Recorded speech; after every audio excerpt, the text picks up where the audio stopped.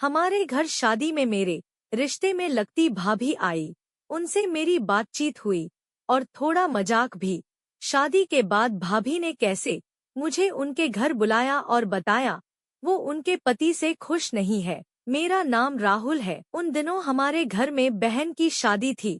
बहुत मेहमान आए हुए थे। वो भाभी भी वहाँ आई थी।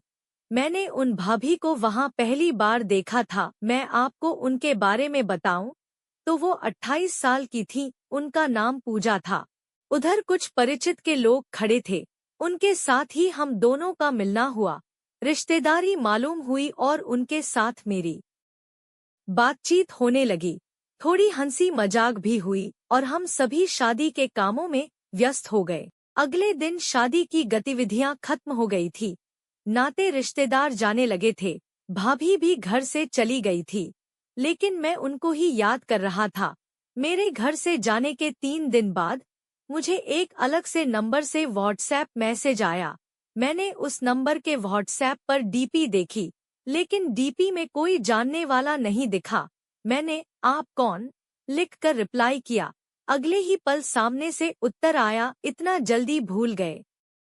मैं समझ गया कि ये वही भाभी हैं। उनसे थोड़ी देर यहाँ वहाँ की बात हुई और उन्होंने गुड नाइट कह दिया। ऐसे ही भाभी से कुछ दिन बात हुई, फिर बात बंद हो गई। मैंने कई बार उनको मैसेज किया, पर कोई जवाब नहीं आया। मुझे लगा कि भाभी से बात नहीं बनने वाली है। भाभी से बात बंद होने के करीब 6 महीने बाद एक दिन उनका सामने से मैसेज आया। मैंने बोला, "काफी दिनों बाद याद किया।" भाभी बोली, "फोन खराब हो गया था और ससुराल में बात करने का टाइम ही नहीं मिलता था। अभी पापा के घर आई हूँ तो फोन सुधरवाया और आज आपको याद कर पाई।" मैंने भी भाभी से मजाक करते हुए बोला, "क्यों, पति ज्यादा परेशान करते हैं क्या?" इस पर वो थोड़ी देर तक तो कुछ नहीं बोली। मेरे दोबारा पूछने पर बोली कि सिर्फ यही तो बात है कि वो परेशान नहीं करते। मैं उनकी बात समझ गया। उस दिन हमारी काफी बातें हुई। फिर हम दोनों गुड नाइट बोल कर सो गए। दूसरे दिन सामने से गुड मॉर्निंग का मैसेज आया। उस दिन पूरे समय रुक रुक कर बात होती रही। कुछ गंदे जोक्स भी साझा हुए। भाभी मेरे हर जोक पर आंख दबाने वाला इमोजी भेजकर मुझे अपने दिल की बात कह देती थी। रात होते होते मैंने उनको बता दिया कि मैं आपको लाइक करता हूँ। रिप्लाई में उन्होंने भी यही लिख दिया। रात को हमने पूरी रात बात की। उसी रात हम दोनों ने मिलने का प्लान बना लिया।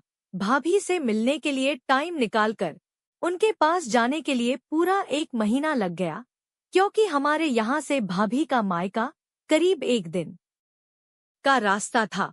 मैंने बस की टिकट्स बुक की और होटल में रूम भी ऑनलाइन ही बुक कर दिया। मैं समय पर भाभी के शहर आ पहुंचा। उनसे मिलने की जगह आ गया। एक पार्क के पास मिलना था और उधर से हम दोनों को साथ जाना था।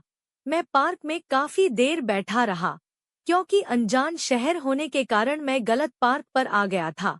खैर, आधे घंटे देरी से भाभी ने मुझे वहीं से पिक किया और हम दोनों होटल पहुंच गए। मैंने काउंटर से कमरे की चाबी ली और कमरे की तरफ बढ़ गया। मैं उनके लिए चॉकलेट लेकर गया था। रास्ते में वो उन्हें दी। जैसे ही हम रूम में पहुंचे तो मैंने भाभी की तरफ देखा। हम दोनों ने एक दूसरे को गले लगाया। शाम को जब मैं ट्यूशन गया तो वहाँ मोनिका, राधिका और बाकी सब स्टूडेंट्स भी थे। कोमल दीदी ने हम सबको पढ़ाया।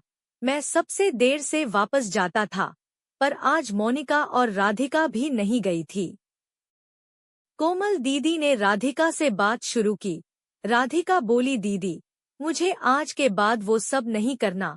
दर्द की वजह से मुझे अच्छे से नींद भी नहीं आई।" मोनिका, "दर्द तो सबको हुआ, मुझे भी हुआ, पर मजा भी आया।" और राधिका घर चली गई। दीदी बोली, "शिव घर में तो मम्मी आ गई है, कहीं और जगह देखो, मेरा मन कर रहा है।" मैं बोला, "दीदी, मेरे घर में मम्मी रहती हैं।" तभी मोनिका बोली, "दीदी, मेरे पास एक जगह है, पर थोड़ी रिस्की है।" कोमल दीदी बोली, "जल्दी बता कहाँ है?" मोनिका दीदी, "हमारे घर के पास में एक खाली घर है।" मैं बोला, "नहीं दीदी, वहाँ कोई भी आ जाएगा।"